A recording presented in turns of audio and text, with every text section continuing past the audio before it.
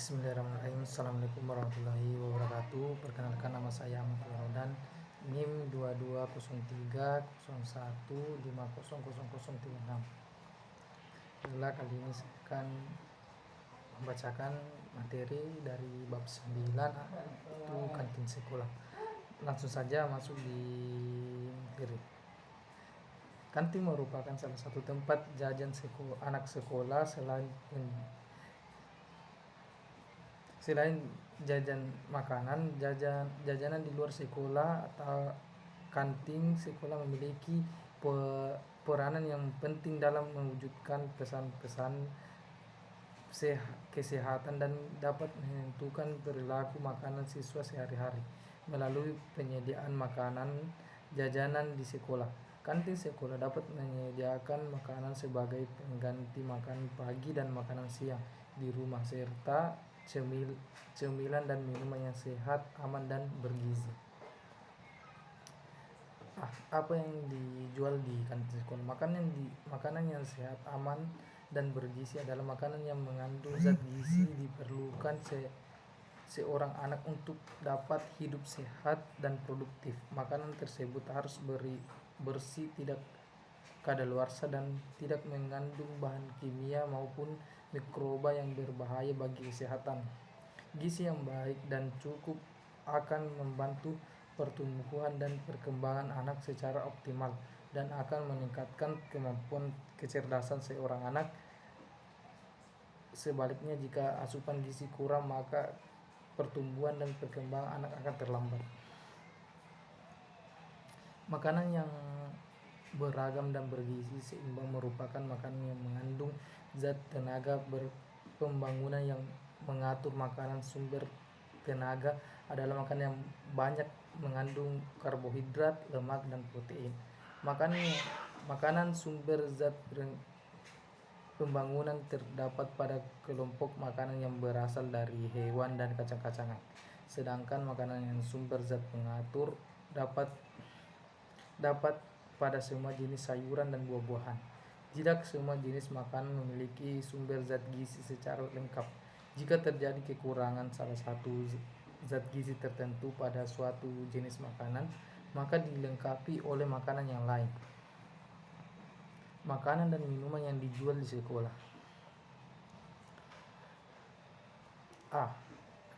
Makanan cemilan. Makanan cemilan adalah makanan yang dikonsumsi di antara dua waktu makan. Makanan cemilan ini terdiri dari makanan cemilan basah. Makanan cemilan basah ini dibuat di rumah terlebih dahulu atau langsung disiapkan di kantin sekolah, misalnya lemper, lumpia, pisang goreng, dan lain-lain. Makanan cemilan kering itu yang umumnya diproduksi oleh industri pangan, misalnya keripik, biskuit, kue-kue kering, dan lain-lain. 2. Sampingan makanan. Sampingan merupakan kelompok makanan utama yang dapat disiapkan di rumah atau disiapkan di kantin, contohnya nasi uduk, bakso, mie ayam, dan lain-lain.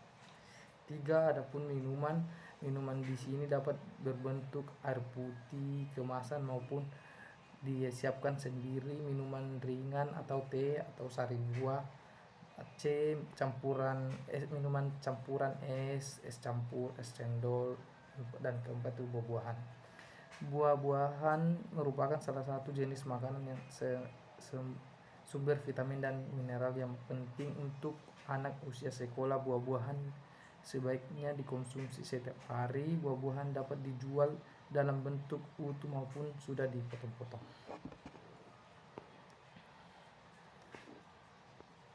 B. Sarana dan pelaksana kantin sekolah. Kantin sekolah dapat dikelompokkan menjadi dua jenis, yaitu kantin dengan ruangan tertutup dan kantin dengan ruangan terbuka.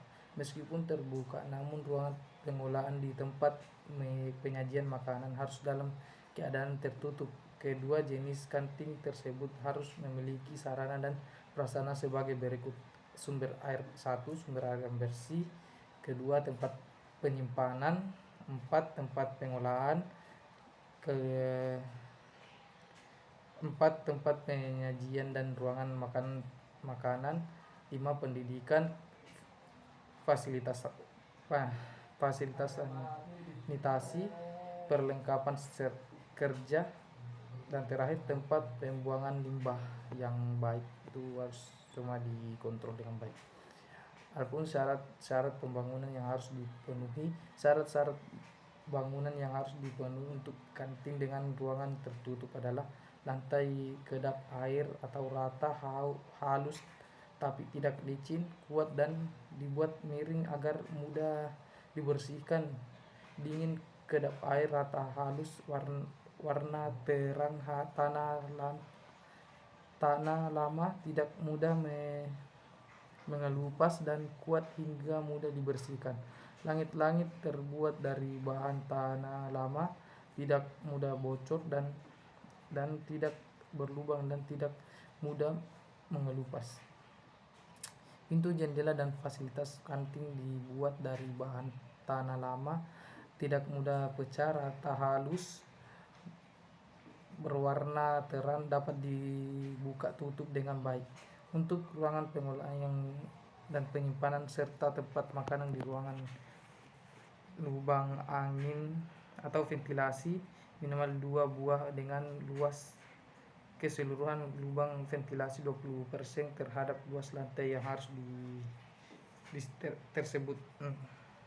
Lantai, dinding, langit-langit, pintu, jendela dan fasilitas harus selalu dalam keadaan bersih. Kantin sehat juga harus memiliki fasilitas sanitasi yang baik, tersedianya bak cuci piring dan peralatan dengan air mengalir dan rak pengirim, tersedianya wastafel dengan sabun atau deterjen dan lap bersih dan tisu di tempat makanan dan tempat pengolahan atau persiapan makan, suplai air bersih yang cukup untuk kebutuhan pengolahan maupun untuk kebutuhan pencucian dan pembersihan. Baik kantin tertutup maupun kantin terbuka harus memiliki tempat pembuangan limbah dengan syarat-syarat berikut.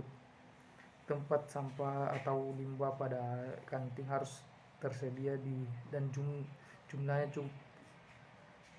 cukup serta selalu tertutup. Di dalam maupun di luar kantin harus bebas dari sampah. Jarak kantin dengan tempat penampungan sampah sementara minimal 20 meter terhadap selokan atau saluran pembuangan air termasuk air limbah dan berfungsi dengan baik serta mudah dibersihkan bila terjadi penyumbatan. C. Mewujudkan kantin sekolah sehat. Supaya dapat menjadi pengolahan kantin sekolah yang sehat, siapa saja harus memiliki beberapa kriteria sebagai berikut. 1. Memiliki pengetahuan tentang gizi seimbang dan beragam sehingga kebutuhan gizi anak-anak sekolah bisa tercukupi dan tidak bosan mengkonsumsinya. Memiliki pengetahuan tentang pengolahan cara pangan yang baik, memiliki bahan baku dan bahan tambahan yang cukup yang dapat menghasilkan makanan yang bergizi dan sehat serta aman. Memiliki pengetahuan tentang makanan pangan yang untuk mengenali bahaya-bahaya dalam pangan dan menentukan cara pencegahan. Memiliki pengetahuan tentang sanitasi dan higiene untuk mencegah masuknya bakteri dan bahan kimia berbahaya ke dalam makanan. Memiliki pengetahuan tentang sarana dan prasarana minuman yang harus dimiliki oleh kantin sehat.